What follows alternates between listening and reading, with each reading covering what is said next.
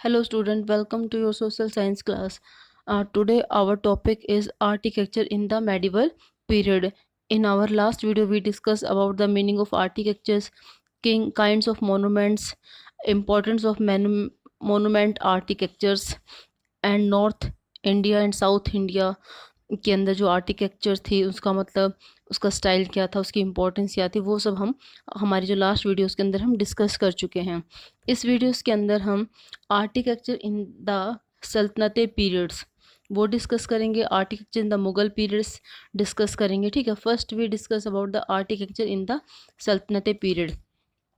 तुर्क एंड अफ़गान, जो तुर्क्स और अफ़गान थे, जो दिल्ली के जो उस समय सुल्तान थे, वो अपने साथ एक न्यू स्टाइल व टेक्निक ऑफ आर्किटेक्चर्स लेके आए थे। When the style were mix with, और इस स्टाइल में क्या मिक्स था, traditional and Indian style, a new form और आर्किटेक्चर्स कम इनटू एक्सटेंस। जो उनका मतलब उनका स्टाइल और ट्रेडिशनल इंडियन स्टाइल मिलके एक इंडो इस्लाम स्टाइल है आर्किटेक्चर्स का, वो मतलब सामने आया। The two most important feature of this styles were, और इस स्टाइल के जो इंडो इस्लामिक जो स्टाइल था, इसके दो मेन फीचर्स थे।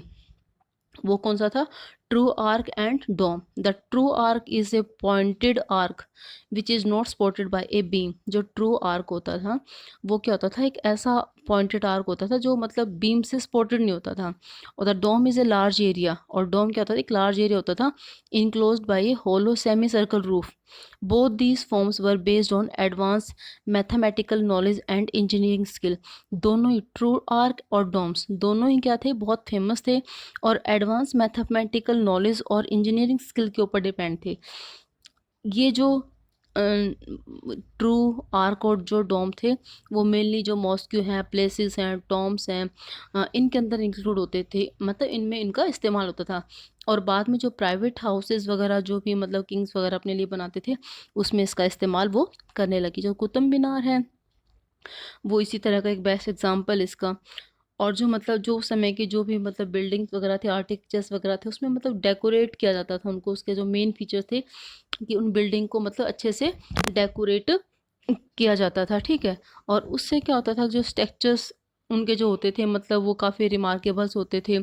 और उनके जो मतलब जो बारीकी जो मतलब जो भी काम होता था उसको मतलब बहुत अच्छे से उसकी जो इम्पोर्टेंस है वो पता होती थी हमें। ठीक है, देन हमारा architecture in the Mughal period. जो मुगल पीरियड था उसके अंदर हमारा जो आर्किटेक्चर सिस्टम था वो कैसा था, architecture reach new height during the Mughal period. ये जो आर्किटेक्चर था वो मुगल पीरियड्स के अंदर काफ़ी मतलब फेमस था। क्यों, because the Mughal were richer than their, जो मुगल थे वो काफ़ी रिच पर्सन थे, मतलब जैसे जो दिल्ली सल्तनत थे उनके मुकाबले में।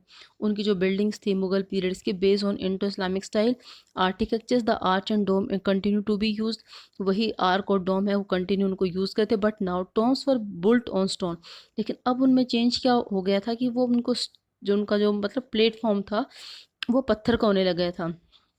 और ज्योमेट्रिकल जो गार्डन्स वगैरह मतलब running water, red stone and white marbles उसके अंदर वो यूज़ होने लगी थी। ठीक है, और मुगल बिल्ट ब्यूटीफुल फोर्ट्स। जो मुगल से उन्होंने काफ़ी ब्यूटीफुल मतलब फोर्ट्स वगैरह, प्लेसेस वगैरह, पब्लिक बिल्डिंग, वाटर टैंक्स वगैरह, वेल वगैरह, मॉस्कियोज वगैरह उन्होंने बनवाए थे। ठीक है, अब जो हम जो मुगल रूलर्स थे उनके बारे में वन बाय वन पढ़ लेते कि किसने क्या क्या कंस्ट्रक्ट करवाया था। तो सबसे पहले हम बाबर के बारे में पढ़ते हैं।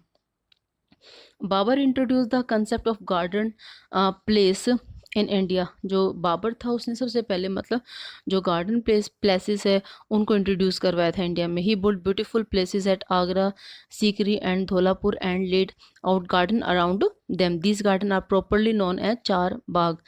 इनको मतलब फोर गार्डन या चार बाग गार्डन के नाम से भी काफ़ी फेमस है।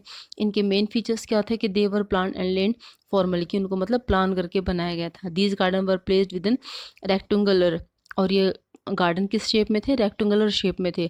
और they were divided into four quarter, मतलब इनको फोर पार्ट्स में इक्वली इक्वली डिवाइड किया गया था। और एक आर्टिफिशियल कैनल्स और रनिंग वाटर इनके बीच में था। ठीक है, ये जो गार्डन थे इनको हम चार बाग गार्डन या फोर गार्डन प्लेसेस के नाम से भी काफ़ी मतलब इनको जानते हैं। ऐसा इनको क्यों क्यों कहा जाता है चार बाग या फोर गार्डन? बिकॉज ये सिस्टमेटिकल इनका फोर पार्ट्स में डिवाइड था। अकबर, जहांगीर, शाहजहां, इन्होंने मतलब काफ़ी ब्यूटीफुल जो चार बाग है वो कंस्ट्रक्ट करवाए थे कश्मीर के अंदर, आगरा में और दिल्ली में। देन है हमारा हुमायूं। हुमायूं का जो लाइफ पीरियड्स था वो मतलब थोड़ा स्टेबल नहीं था, उसके अंदर काफ़ी चेंजमेंट आते थे। उसने अपना मतलब ज़्यादातर जो लाइफ थी वो वार के अंदर वो बिजी रहता, इसलिए उसने ऐसा कोई कंस्ट्रक्शन का जो काम है वो इतना नहीं करवाया था। ठीक है, उसके बाद आता है हमारा Sher Shah. Sher Purana Qila in Delhi and mausoleums at Sasaram in Bihar are considered to be the architectural marvels of Sher Shah design. ये उसके शेरशाह जो डिज़ाइन उसके टाइम के मतलब काफ़ी फेमस है। जो पुराना किला इन दिल्ली है, ठीक है, और बिहार के अंदर जो उसने सासाराम जो बनवाया है, ये काफ़ी मतलब उस टाइम के फेमस हैं, उसके टाइम के। अब देन है हमारा अकबर। अकबर के टाइम में जो आर्किटेक्चर जो स्टाइल था वो एक्चुअली काफ़ी मतलब बहुत ही उसने अच्छी प्रोग्रेस की थी। उसने हुमायूं की जो टॉम वगैरह दिल्ली के अंदर बनवाई थी, ठीक है, और उसने फतेहपुर जो सीकरी के अंदर जो किला बनवाया था, बुलंद दरवाज़ा बनाया था, ठीक है। ये उसके काफ़ी इंपॉर्टेंट मोनूमेंट्स हैं। जामा मस्जिद है, ठीक है, और ये जो उसने सलीम चिश्ती की जो मॉस्क वगैरह बनवाई थी, और उसने जो रेजिडेंशियल बिल्डिंग थी पंचमहल, ये सभी उसके मतलब बेस्ट आर्किटेक्चरल एग्जाम्पल हैं, ठीक है। उसने और मतलब जो मुग़ल पीरियड्स के अंदर मतलब जो अकबर के टाइम में जो मुग़ल पीरियड्स था वो काफ़ी फेमस रहा था इस चीज़ के लिए, ठीक है। और उसने मतलब काफ़ी कुछ मतलब जैसे उसने जो चार बाग गार्डन्स है वो भी कंस्ट्रक्शन वगैरह करवाए थे, और फोर्ट्स वगैरह, प्लेसेस वगैरह, पब्लिक वेलफेयर के लिए काफ़ी चीज़ें मतलब उसने बनवाई थी। अब अकबर के बाद आता है जहांगीर। जहांगीर भी मेनली इंटरेस्टेड था painting and laying out garden. One of the most famous garden laid out by him the Salimar Bagh in Kashmir. He was also constructed the Akbar Top in Sikandra. His wife Noor Jahan constructed the top of इत्तमद उद दुल्ला। ये सभी उसने मतलब जो tops वगैरह हैं वो बनवाए थे, ठीक है। This is one of the most finest tomb built in marble. The Mughal style also influenced the places and temple architecture in Hindu rulers. For example, the Govind Dev temple at Vrindavan is made of red sandstone and also has mixed architectural styles. So student, ये हमारे थे, हमने पढ़े कि जो Mughal periods के अंदर जो आर्किटेक्चरल स्टाइल्स था वो कैसा था, किस तरह की उनकी बिल्डिंग्स थी।